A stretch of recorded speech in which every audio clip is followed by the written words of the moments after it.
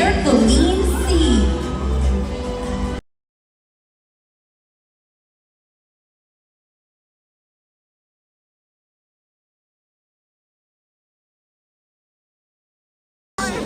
May you continue to strive for greater achievements and inspire others through your success.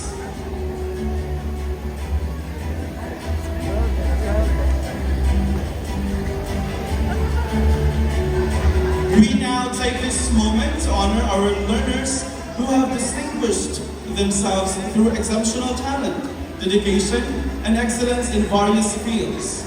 May I request all the parents of all of the, all of you. Last but not the least, Lopez by Archie.